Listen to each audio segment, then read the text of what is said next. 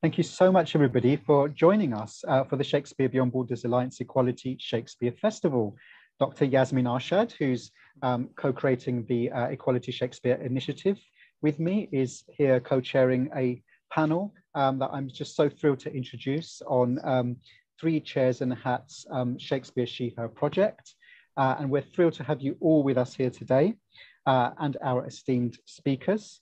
And as I said, today we're talking about an incredible project formed in collaboration between Nia Williams, the founder director of Three Chairs and a Hat, and producer of the Shakespeare She, Her project, and Wayne T. Brown, who is the director and filmmaker for the Shakespeare She, Her project. And this is a kind of project, I think, which not only gives Shakespeare's women a voice, as you'll see, but I also feel it gives women a voice through Shakespeare. Nia also produced this project, as I said, and created the stunning musical scores, which you'll hear in some of the video clips we'll be showcasing from the project. And this project brings you Shakespeare's works spoken as female monologues by a fabulous group of actresses. And we have two of those actresses with us today. They are Delena Gabbidon, who is also a youth theatre volunteer, children's chaperone and accommodation and sustainment officer, supporting homeless families and single vulnerable people, and Dr. Charlotte Clark, who is a choreographer, and she's a graduate of the Shakespeare Institute and an expert on Francophone Shakespeare adaptations, and she completed her doctorate here at the Shakespeare Institute and passed, of course, with flying colours. Thank you all for joining us. And when I heard about this project from Charlotte and saw the videos, I knew I just had to put this project together, and I was very excited to go to Yasmin and discuss it with her, and we agreed to create this amazing event so that we can showcase what is a stunning and pioneering project. And so I think I'll just kick off with a general question first to Wayne and Nia, just to ask, how did this Shakespeare She, Her project come about? Why did you decide to do this, and what were some of the key issues you hoped to highlight through it? Well, perhaps if I start. The idea started during a window in the lockdown period when we were starting to get performances out of doors again. And there are two really great theatre companies based in Oxford, where I live, called BMH and Siege Theatre. And every year they put on an out-of-door Shakespeare production. But because of the restrictions, they decided to do an evening of monologues. And it was absolutely riveting. It was brilliant. And I just found, as a member of the audience, that without the whole context of the play, it sort of brought a spotlight down onto these characters, their emotions in the moment. And I found myself really paying attention to texts that I'd heard in the context of plays before and not really appreciated fully. And I particularly found it interesting hearing his female characters and just the impact of their emotions, of their conflicts. So I was really inspired. And Wayne was already directing a musical that I'd written, because I started Three Chairs and a Hat principally to do my own stuff, to stage my own musicals. And I hadn't thought of doing anything like this.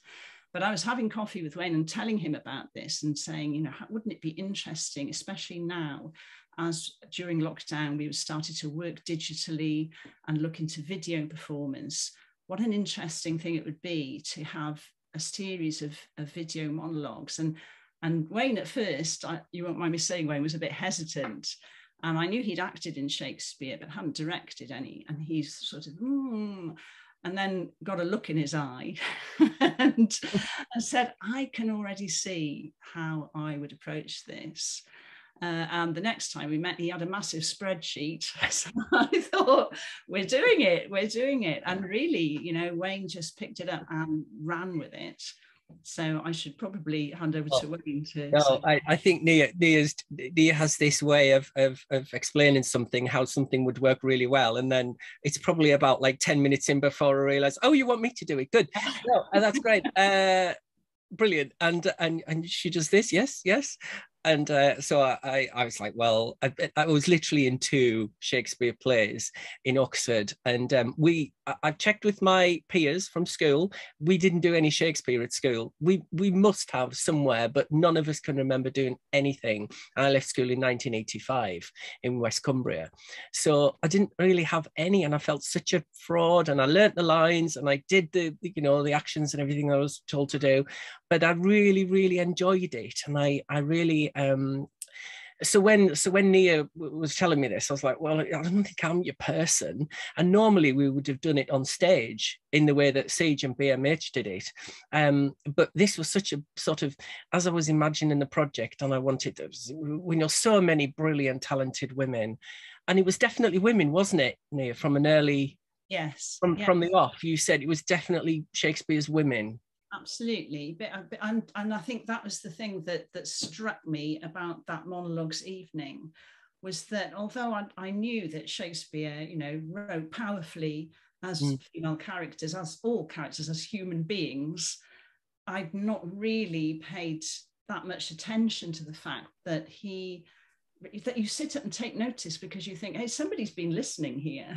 He sort of really used his imagination, which is hard work, for a writer to really put that work into trying to imagine somebody else's standpoint, somebody who has a totally different kind of place in society, and has different expectations placed on them and different frustrations. I was just really struck by how vividly he picked up on that. And so from the beginning, I think Wayne and I talked about it being definitely women, but it was Wayne who thought of this notion of placing those monologues into contemporary contexts. Well, I used to, when I've seen Shakespeare brilliantly done, the funniest and the most dramatic parts, so the ones that you really engage with most of all, is when it's said in a really natural way, in a very modern way, and you'll go, wow, that's like a sentence that could be today, and that person could be living today. And then that's obviously while I was doing chores and things at home, and I was thinking, well, I'm not going to do it, it's too much to take on. And then of course I was forming in my head, and then I was already picking who I could ask to be in it and everything, and I thought, oh God, I'm in it now. So and then of course I learned how to use my phone basically as a camera. It was all done on my iPhone, and then how to edit it and how to film it and put it together. So I was like, yeah, I'm deep in it now, and I'm so pleased you did ask me, Nia. Well, so am I. Yeah, I mean, it was just, it's an amazing project, everything you're saying about its relevance, but also just how magnetic it is to see these kind of monologues almost in isolation, how powerful that is and how kind of it draws you in. You can form a story about it, even though it might not necessarily be, that particular story. If there's just like a 2 minutes of a woman speaking, you can think, well, it's about this or it's about that. And when I ask people, well, what is this about? They all usually have a different opinion. Like, why is, that woman in a red dress in that barn or in that stable? What is happening? And everyone comes up with a different idea.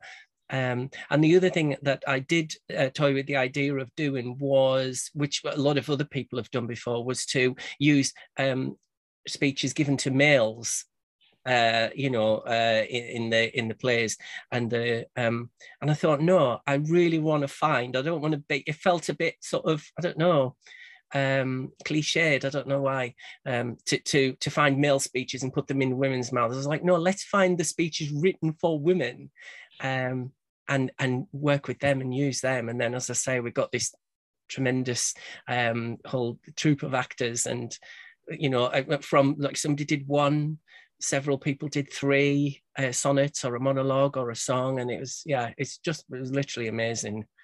And we'll see some of the surprising nature of some of the ways in which you've staged these, which is really fantastic. Thank you so much. Not all of it's down to me. I think most of it was the collaboration with the actresses, and I said, what is she saying, what do you think? And and they come up with the ideas. Well, I'm going to wrap myself in bandages and be the invisible man. Cool, great, that's really good. let's go. And then, of course, as you do it, you think, oh my goodness. And then she says about, you know, this concealed man. I'm like, oh wow, that's amazing. And then, of course, then when you think about sort of gender and you know, and that and sexuality and everything else, and it blows your mind, really. Yeah, of course, you're referring to Rosalind there from As You Like It in the clip. Yeah, so yeah. So the Rosalind character in one of the clips that you produced appears with bandages around her face. It's a really powerful, it's just one of many powerful, intriguing ways that you're playing around with these monologues. That's fabulous. Yeah. Padded her, you know, her chest down, and she's trying to be a man. And then, of course, when, you know, eventually the bandages come off, and what does that mean? Is she revealing herself as a man, a woman, someone who's non-binary, or, you know, is she what, you know, what's happening? So it literally is for people to make their own minds up about what's happening, really. Yeah, excellent. And you know, speaking of that collaboration, you know, let's go to Yasmin, because I think she has some questions for our two actresses about that very thing. Yeah, this is such an amazing project, and I wanted to ask Delena and Charlotte, how did you get involved with this project, and what did it mean to be part of it? Okay, I'll go first. Badgered by Wayne, I should say, in the beginning, because I've known him for a long time, and he's often asked me, said, you know, I want to do something with you, I'm not sure what it looks like. It was during COVID, and I think we were all going through a really difficult time, and for me, that involved loss of family members as well. So I thought, no, originally, you know, I'm not going to do this, but in a way, I became really grateful for the project, because it gave me something to think about. It was something to also let some of my emotions out. I mean, Cleopatra, what a formidable woman, and to be able to be her in a time where she was feeling, she has this indomitable spirit, and I think that really helped to lift me. I can be really angry, and I can be really forthright about what I want, and I'm not going to give up, and I'm never going to, you know, just crumble. So I think the parts that he asked me to do, Cleopatra and Miss Quickly, for me, just at the time, were absolutely fantastic. And of course, with Mrs. Quickly, there was the humour and the recognition of the character. As soon as I read the part, I recognised her as a Caribbean woman, as somebody that I was very comfortable with. So yeah, that's how he enticed me in, I think. That's great. So Wayne came up to me after a performance I did, and actually he said, who played this part? And I said, I was standing next to him. He said, that was me. And then he said, come on for a coffee and let's do something. That was a couple of years ago, but yeah, same, in lockdown, he texted and said, I've got this idea. And I straight away said, yes, please, because it was so nice to have something to do in lockdown and have, you know, weekly, I can't remember, Wayne, weekly meetings? Sometimes daily. and just have something to concentrate on, and to, yeah, just get to know Wayne and to kind of inhabit characters as well. It was a really nice counterpoint to just finishing my PhD, and I was just sort of looking at a screen all day and writing, and it was so nice to actually sort of live the character as well. So yeah, I loved it. It's so great to have these sort of projects, especially during lockdown. I mean, Chris and I were working on a book, and I think that kept us going during lockdown as well. Mm-hmm. So, and especially with this focus on women's monologues and Shakespeare, there's so many powerful speeches. And we're going to begin by hearing first Delena, and then after Chris's question, then going to your clip, Charlotte. So we'll see how powerful your work is. So I think we can begin with the clip now.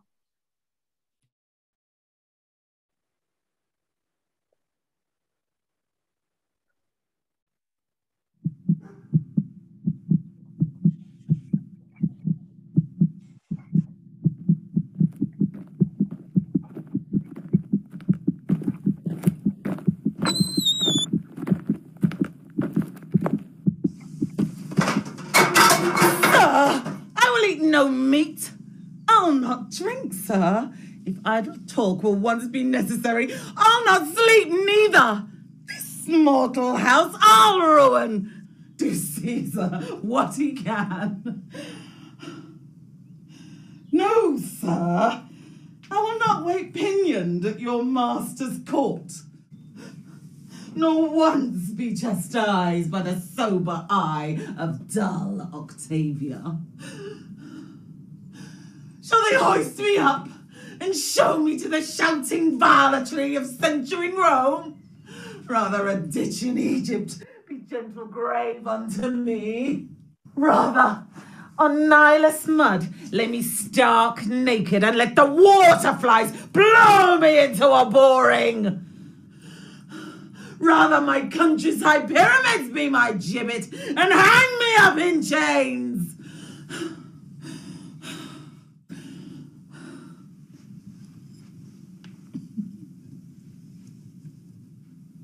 Mary, she has received your letter, for which she thanks you 1,000 times.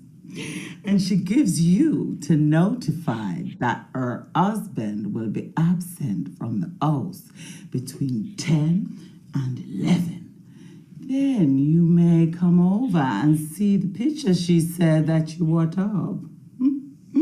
Master Ford, her husband will be from home. Oh, alas, sweet woman. She leads a ill life with him. He's a very jealous man. She leads a very frumpled life with him.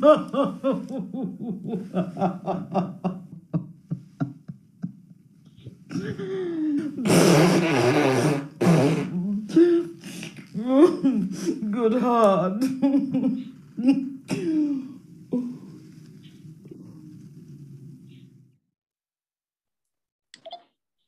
That's fabulous. That that video makes me laugh so much. It's so brilliant.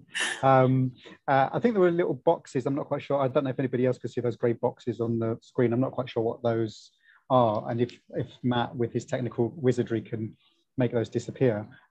If not, perhaps we could see around them. But I think, I don't know, Wayne, do you also have access to the recording in case Matt can't make those boxes disappear? Although we can probably still see them. Yes, I do. Yeah. Mm-hmm. I can. Okay, brilliant. But I thought I'd ask that the first question to Delena about those. You know, what did playing those roles mean to you? You know, two very contrasting roles, huge amount of power there with Cleopatra, very magnetic, and just that absolutely wonderful, hilarious role of Mistress Quickly. Yeah. So what do those roles mean to you, and how did you get your mindset into playing them? Very different roles, I think, for me.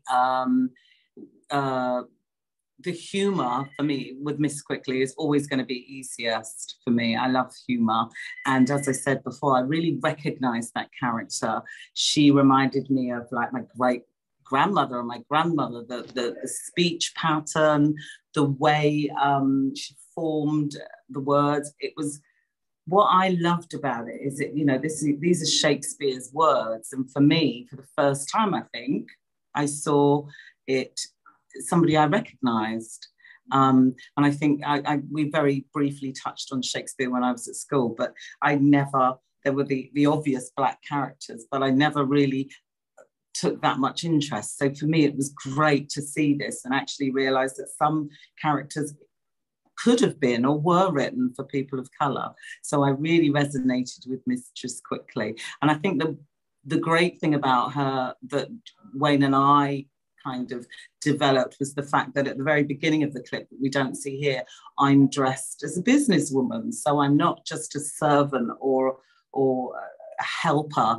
I'm actually a businesswoman, and we formed a plan, and I'm using this as a character. And I love that idea of it, you know, rather than just the black person is the slave or the servant. So I really embraced kind of getting involved with that. And I think Wayne and I were very much on the same page with Mistress Quickly from the very beginning. With Cleopatra, as I said before, a very strong, formidable woman. And I found her harder to get to grips with because I think because of COVID and sort of personal loss and stuff, I wasn't feeling very empowered.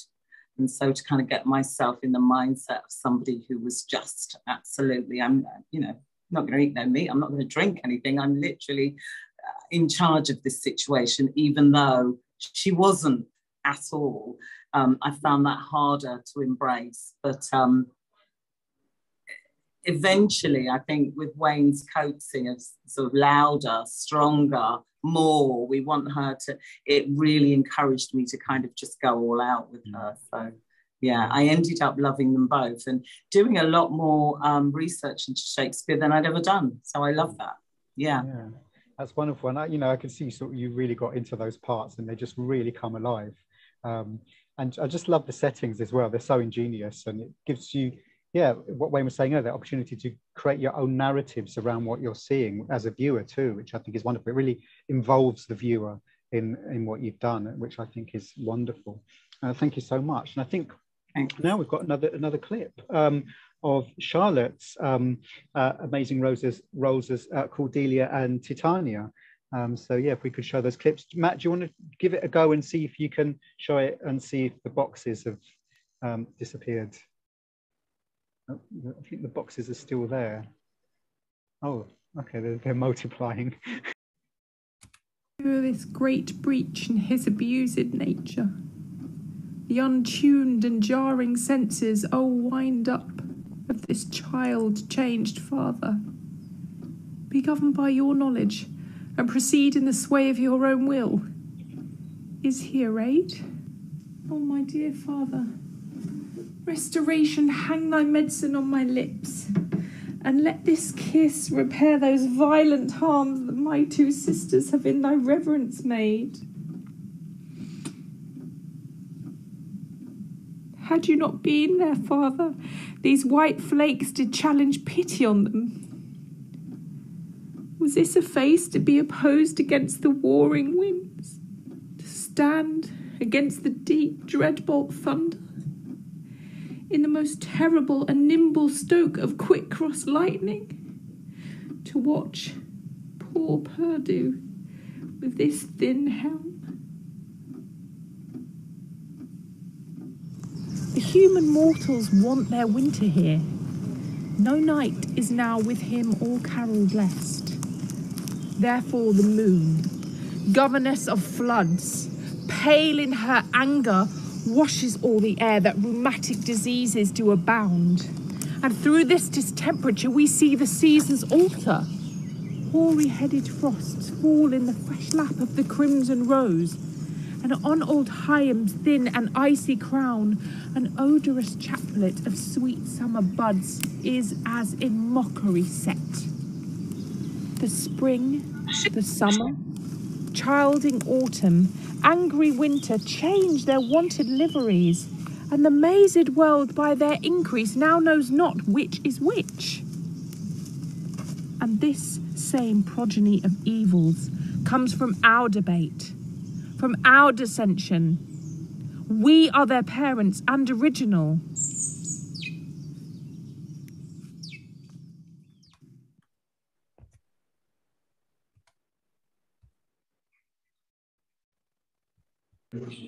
I'm going to ask Charlotte the next question about these clips. Charlotte, these are such tremendously powerful clips. I wondered, can you tell us what is your process for preparing your monologues?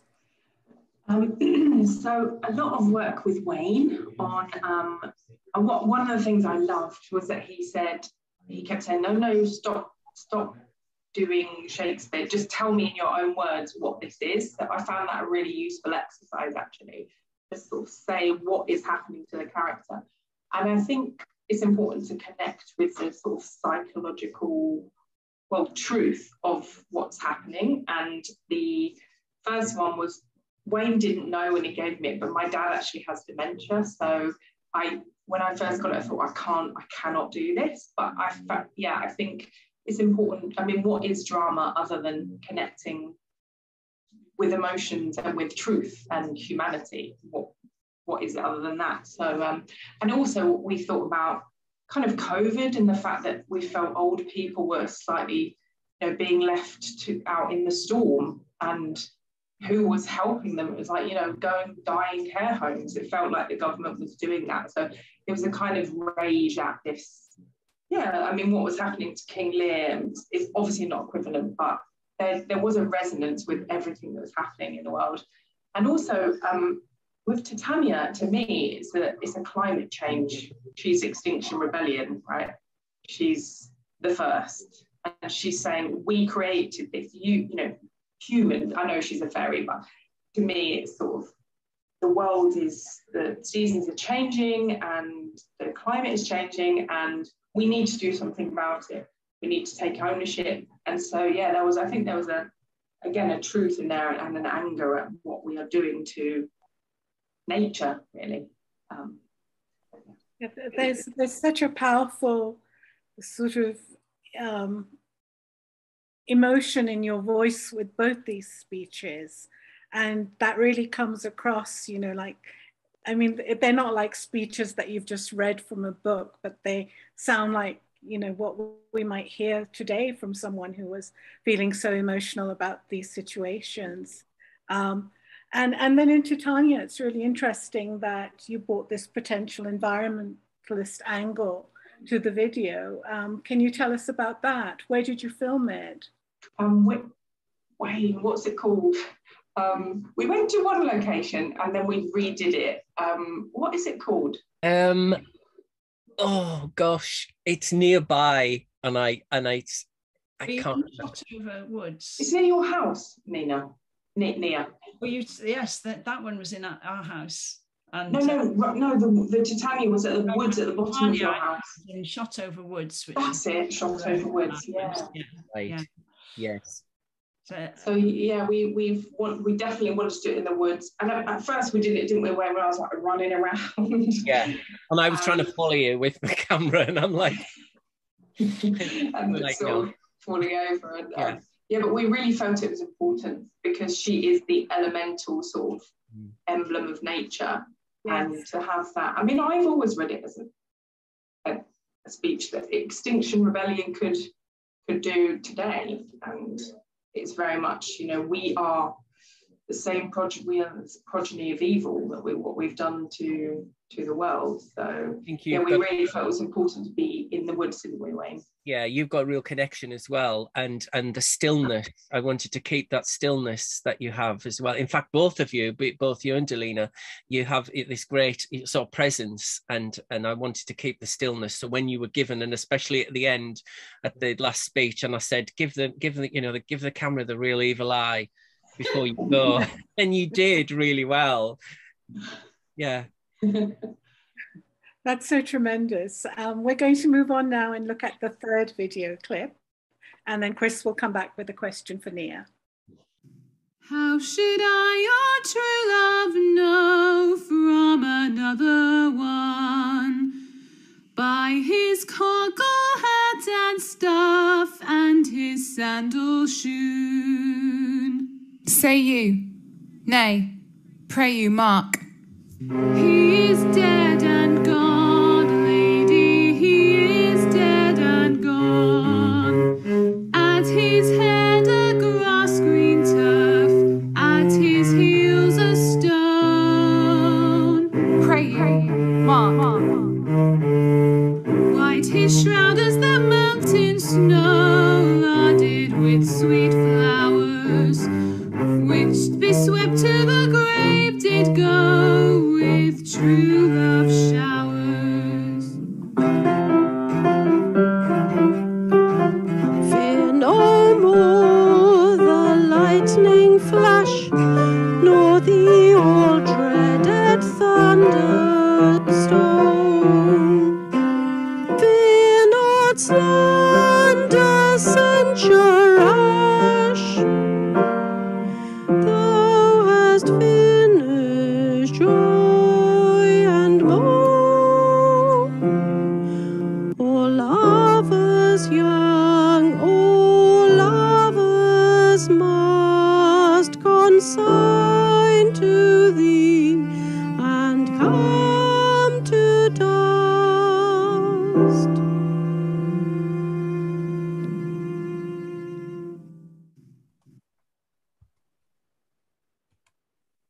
Thank you. And you saw there, I mean, that amazing music that you produced, Nia, and composed for this series. And I really recommend people watch the whole series. There's a link on our program page to the whole series. You can also find it on YouTube by searching for Shakespeare She, Her.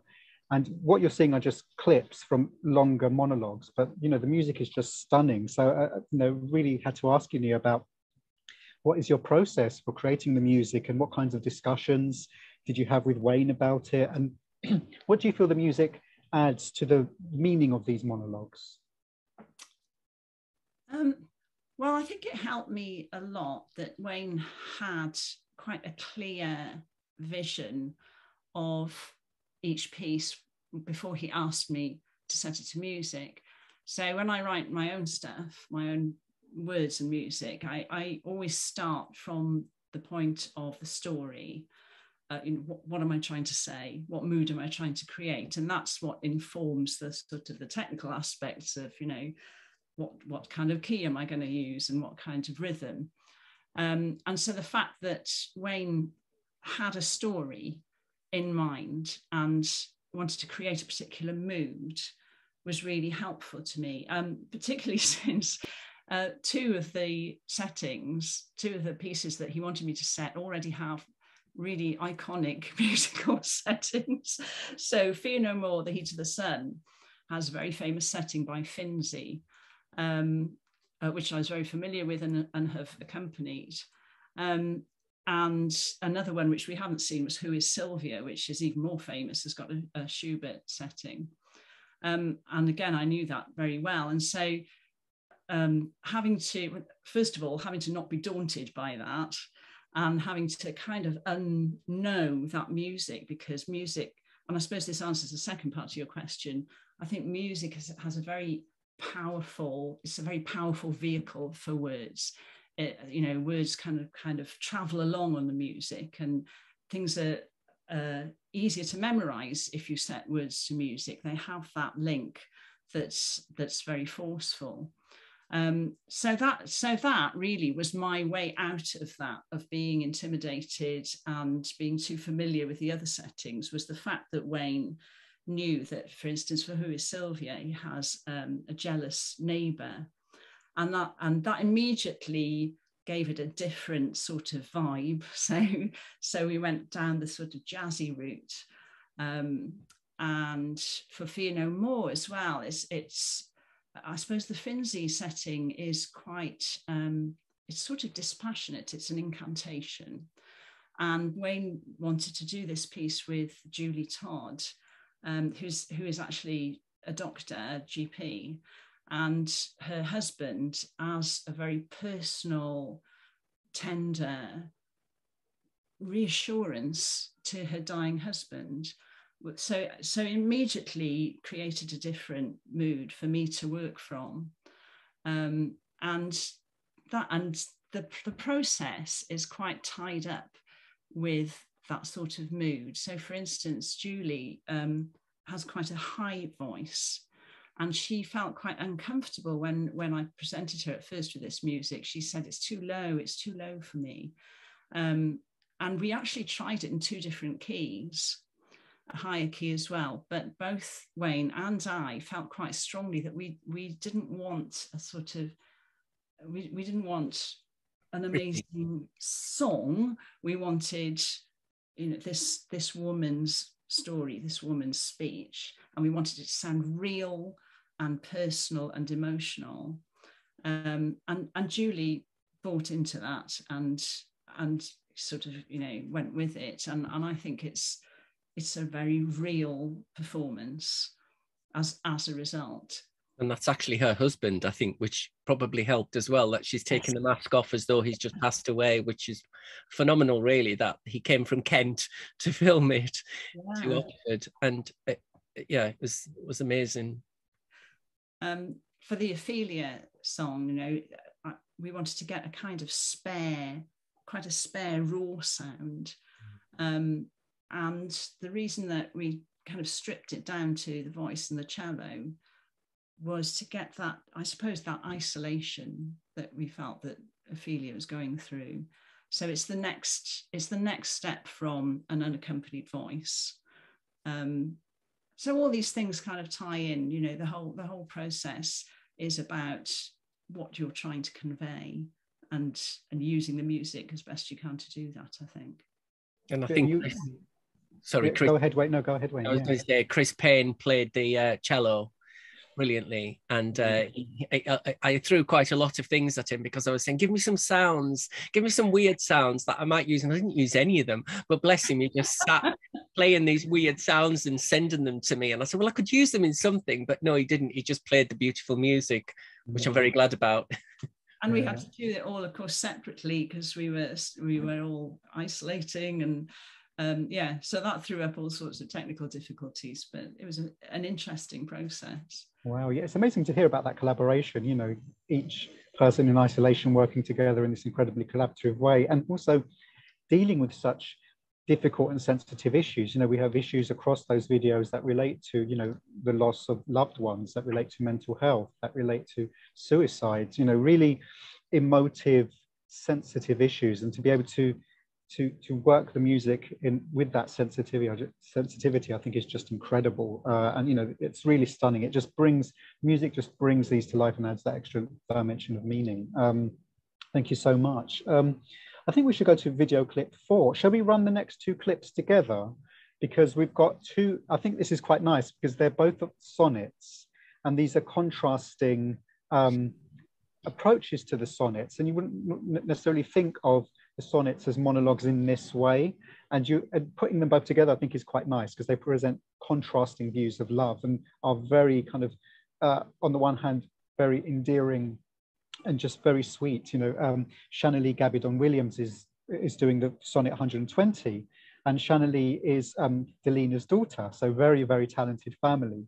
And Claire Dovey Wilson is doing sonnets 88 and 89, and this is an incredibly powerful rendering, which you'll see in a second. And then Yasmin will ask the first question to Delena about that. So yeah, if Matt, we could have the next 2 clips together, that would be fantastic. Thank you.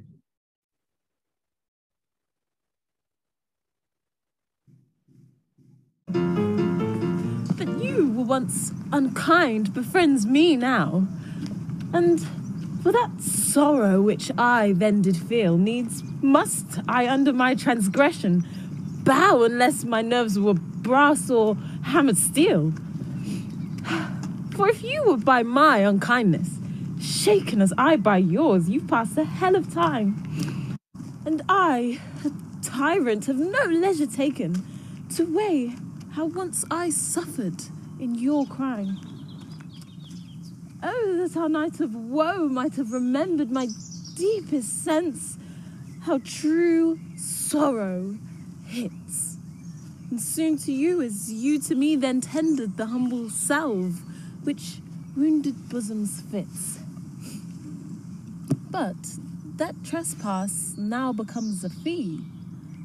Mine ransoms yours, and yours must ransom me.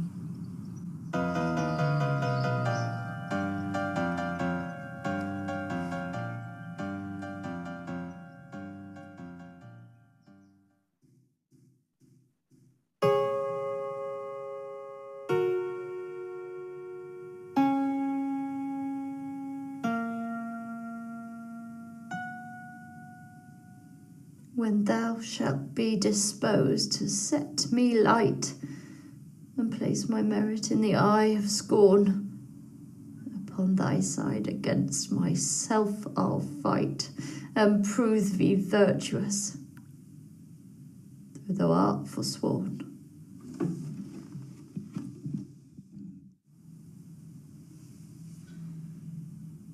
With mine own weakness being best acquainted, upon thy part I can set down a story of faults concealed, wherein I am attainted, that thou in losing me shalt win much glory, and I by this shall be a gainer too, for bending all my loving thoughts on thee, the injuries that to myself I do, doing thee vantage, double vantage me.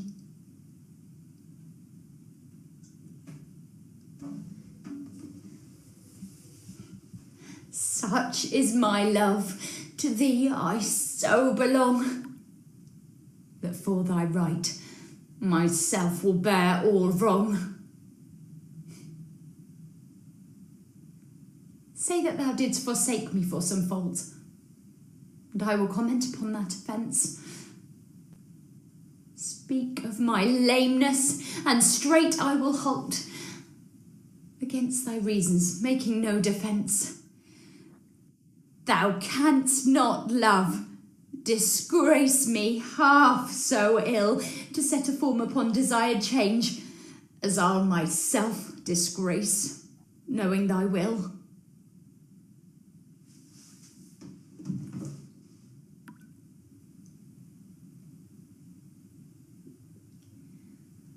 I will acquaintance strangle a nook strange, be absent from thy walks, and in my tongue thy sweet beloved name no more shall dwell, lest I, too much profane, shall do it wrong. And haply of our old acquaintance tell,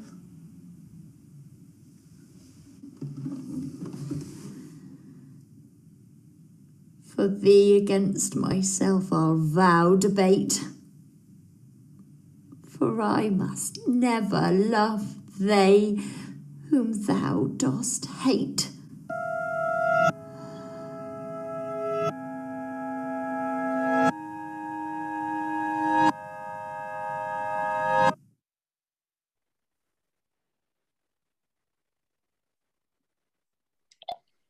Wow, these are just such fascinating and powerful renderings. Delena, I wanted to turn to you about Sonnet 120. As Chris said, Shanalee is your daughter, and I wondered what it was like for her to do this project, and also for you as a mother to see your daughter part of this very female-centered project. Can you also tell us, how did she prepare for the role, and what was the thinking behind the setting and the context of this interpretation of Sonnet 120? Yes, I felt she was really surprised that he asked her. Shanna's nearly 20 now. At the time of the recording, she was 18, and she did 3 pieces for the project. And I think she grew in confidence more and more as she sort of took part. With Sonnet 120, I believe that was her favourite. And she said, mainly because, you know, she'd gone to sixth form, she'd been at school, and she'd moved schools to go to sixth form, so it was a completely different environment. And she said what she recognised from the sonnet was the kind of, she felt that the character that they could bore, I guess, out of Sonnet 120 would be a schoolgirl, because she said the part is very, she changes her mind, it's a backhanded apology, it's kind of gaslighting, well, if you do this then I did that, so we can get over it. And she said that reminded her very much of being in sixth form, and the friendships and kind of people going in and out of friendships and kind of making excuses for behavior. So she felt that was really, it seemed, and her and Wayne kind of worked on it. Yeah, it's got to be a school setting, it works really well. And we knew somebody from one of the Oxford girls' schools, actually, so we were able to go on the grounds to film it, and they allowed us to wear the back blazer as well, so the whole thing kind of felt quite easy into kind of the school setting, I guess. She did find it really difficult, though. I think for Shanna, again, touched on Shakespeare at school, but no real understanding. She said, you know, we just went through a few things and we moved on. And she said she'd never really thought of it as something that for her, really. And so it was really nice to see her kind of get to know the sonnet, get to know herself and interpret it and the great thing about this project, I think, is that people can look at these and come up with their own thinking behind why we did, or why things are done a certain way. So yeah, it was really enjoyable for her. It's such a great interpretation, and it works so well as a sixth former saying these words. They really do fit very well. Yes, yeah. And kind of the whole, that, I think that was the thing that both of us found really amazing was with the project, how well it does fit into modern day life and modern day scenarios. So easy, yeah. Yeah, no, that's great. So I'll now pass the next question on to Chris. Thank you so much. Yeah, I just love watching these clips, and the contrast between the two is incredible. And yeah, so for the second clip, we saw Claire Doby-Wilson's powerful rendering of sonnets 88 and 89. And this was, you know, very emotive, unexpected, and in many ways shocking use of Shakespeare's sonnets. Why did you feel tackling the theme of domestic violence through these sonnets was important? And you know, you have several monologues that are sonnets. You know, what was it that drove your kind of decision to bring Shakespeare's sonnets into the voices of female speakers?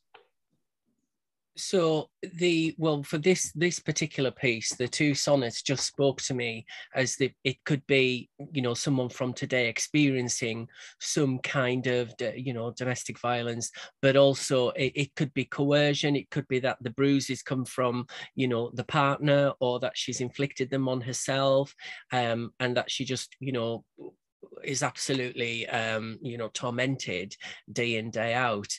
But then this might not be the public face that she presents outside, so we're seeing something very, very private inside. And Claire and I decided that, you know, it would be in her bathroom, and the dripping isn't actually her own. I did add the dripping in, you know, she doesn't have a leaky tap, but it was just that kind of sense of being isolated somewhere, and it just felt right to do it in that way. And we did talk about it at length, and you know, I think 2 or 3 times I said to her, is this too much? Please tell me if this is too much. And she said, no, it's very powerful, and obviously I'm having to dig very deep for this to get this emotion. But I said, do you think it's too powerful for the outside? And she said, why the hell not? Show it, you know, show people. And because there's the good and the bad that Shakespeare has written, you know, that women being powerful and empowering, and you know, but also and empowering others, but also being very cruel and horrible to each other, and then also being self-reflecting as well, which is what I feel that this character is doing. And you know, so yeah, it's just very, very real, very raw, and that's what I wanted to get over, the rawness and the powerfulness of the whole piece. I think in terms of using the sonnets as well, I mean, this was Wayne's decision, but there's something about the form of the sonnet it's a bit like that original idea coming from the monologues being set apart from the play, in that they kind of stand alone, and they have the space to really analyze difficult emotions. And so using a sonnet to look at something really which is often very complex and subtle, which is that sort of a controlling relationship, which can often develop very gradually, and you know, by falling into patterns of behavior over the course of years. That's an incredibly difficult thing to deal with in a text, and the fact that Wayne saw that in this sonnet, which is sort of Shakespeare's vehicle for really thinking deeply about stuff and getting into contrast, even within, or perhaps particularly within, the constraints of that form. You know, I thought that was so powerful, so strong. It made me think about, you know, what are the sonnets? What are they for?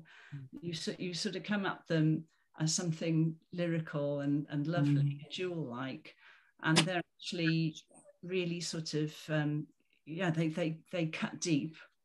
This one did, yeah, for sure. There are a lot of them do, all of them do, but this one particularly for me was was very deep. Yeah, I mean, you just really, I mean, you got the heart of it, you know, in a completely new way. I thought with all of the sonnet monologues are incredible.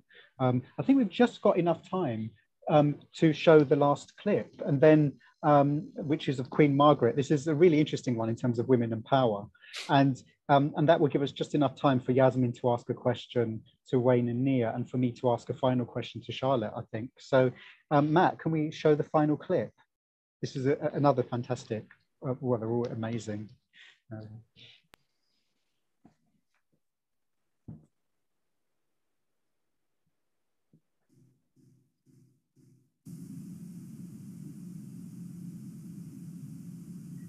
What?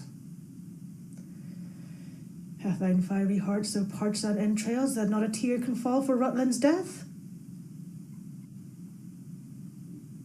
Why art thou patient, man? Thou should be mad. And I, to make thee mad, do mock thee thus, stamp, rave, and fret, that I may sing and dance.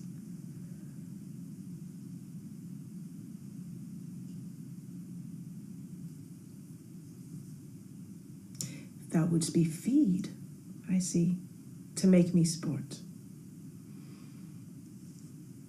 York cannot speak unless he wear a crown, and lords shall bow low to him.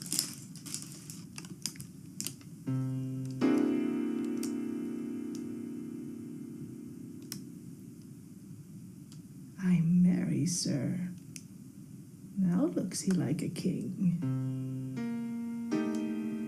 Ay, this was he that took King Henry's chair, and this was he was his adopted heir. But how is it that the great Plantagenet was crowned so soon and broke his solemn oath? As I bethink me, thou shouldst not be king until King Henry has shook hands with death. Off with the crown, and with the crown his head. And whiles we breathe, take time to do him dead.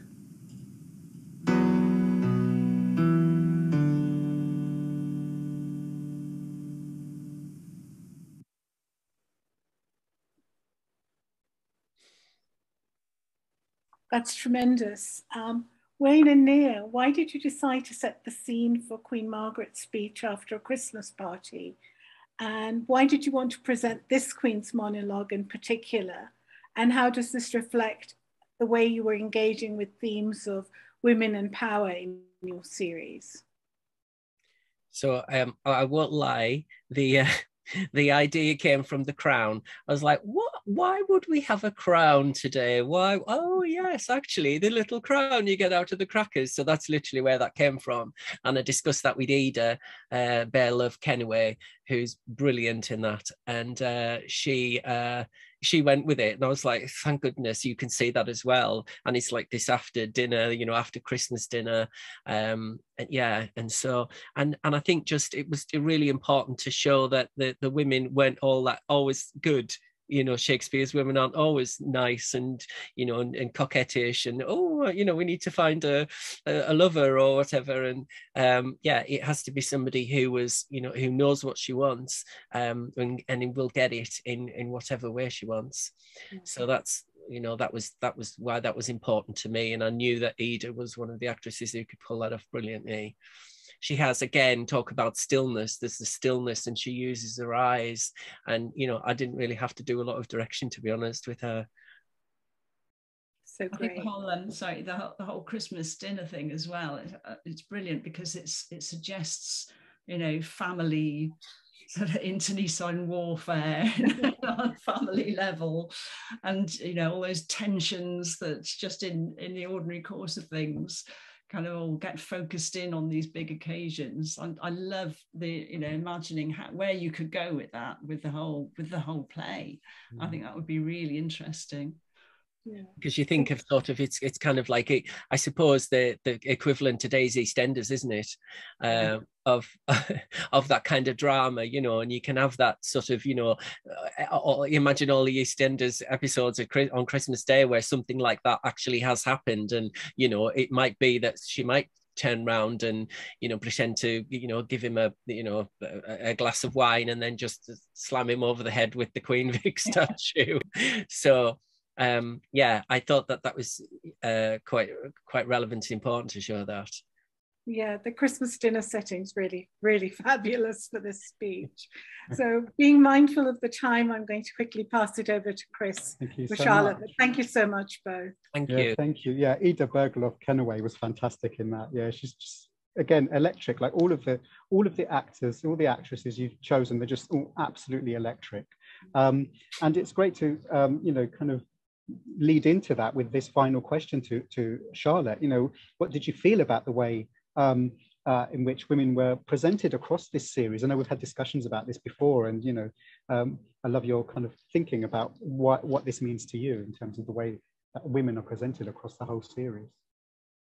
Yeah, I think, like Wayne said, it's really important to show women are not one thing. That, as Wayne said, they're not just pretty sort of pliable creatures. They can be cruel, they can be ambitious, they can be mourning, and they can be, I mean, we're just humans, right? And it's so important to show the whole kind of range of aspiration and behavior and human experience. And I shouldn't really have the last word because I just acted in a few bits, but I just think it was a brilliant idea. I think Nia and Wayne just, like, it's just such an amazing, it was so refreshing to do something, yeah, to do it. And it was really, it's really Wayne's, his baby, really. He put so much work, it's unbelievable how much work he put in, and Nia as well. And it was, yeah, I don't think I should have the last word because I just acted a few bits. Like, yeah, well done, you two. Yeah, I mean, thank you. That's fantastic. Oh, maybe we could have just before we close, a short last word from Wayne, Nia, and Delena. You know, let's go to Delena first. You know, what your takeaway thoughts, and then we can go to Wayne and Nia for takeaway thoughts. Just a really, really exciting time. I think an exciting project for me. I love the fact that the actresses, the women, were able to really put their stamp on what they wanted to. And Wayne kind of discussed everything, and we all kind of felt part of it. And what I thought was absolutely amazing was kind of when the whole thing came together and we all met and we watched it. I was blown away by the talent of the other women, by the way Nia and Wayne's vision, kind of what they ended up with. So I'm just really pleased that I was able to be a small part of it with my daughter, and I'm just grateful to them because it's allowed us to kind of explore more about Shakespeare, and that's great. Yeah. Thank you. Yeah. Wayne? And that's actually true for me as well, because I had limited knowledge of Shakespeare, I do admit, and a lot of this I've just done learning as I go along, you know. Thank goodness for Schmoop. That's all I can say. And yeah, I bought books. I researched websites, and I looked into how females have been perceived, have been portrayed in the past, you know, and I think, and Charlotte said, I don't think anybody's ever done this before, and I was like, well, they must have.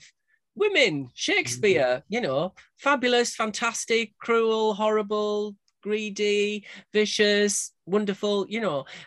No, we genuinely couldn't, could we, Charlotte? We couldn't find anywhere that had done it before, and I couldn't understand it, and I don't really want to land myself in it, but there were quite a lot that we didn't include for whatever reason. There were lots of pieces who, you know, people couldn't sort of continue because of COVID and other things, and time constraints and everything else. But I've got at least about 8 other pieces that you know, that would have been fantastic to show. So maybe there's a sequel. I don't know, but I don't like. Oh well, I think that would be very nice, actually. Yes, I think we should hold you to that. It's recorded now, so you have to do it. I don't know whether the next one would be, you know, actually getting the women to talk together, because of course a lot of the speeches I did a lot of cut and paste so that we could just have it as a monologue, and I think hopefully they all work well. But I just need to tip my hat to all of the actors, and a huge thank you to everyone who provided space and, you know, venues. Like we did one on the SS Great Britain where Gabby Love danced and you know, and spoke a monologue. So it's been wonderful, really, really wonderful. And thank you to Nia.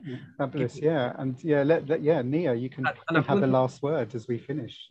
Thank you for this award, everyone. Oh yeah. Wonderful. I'll just say just briefly that we had a message from a teacher in Glasgow after he put one of the first compilations out for a Fringe festival, saying, could she please use the videos to inspire her pupils? And she was teaching girls who had to produce monologues themselves in their study of Shakespeare. And she said, this is just going to speak to them so clearly. So I just want to pay, you know, massive credit to Wayne for so much work, as Charlotte said, and the whole cast have just been fantastic. And there's life in it yet, as Wayne is saying. You know, I think there are all sorts of ways we can develop it. But yeah, Wayne kind of made of this more than I could ever have imagined. So thank you. I think you're an amazing team, all of you. I think it's just so it's been an honor to be able to present this and share, you know, your amazing work with the world. You know, thank you so much to all of you for joining us. Thanks to Matt for his amazing technical wizardry, and thanks to all of you who are watching, whether live or on recording. So thank you so much, everybody. Thank you very much indeed. Thank you. Cheers. Thank you so much. Bye-bye, everyone. Bye-bye. Bye. Bye.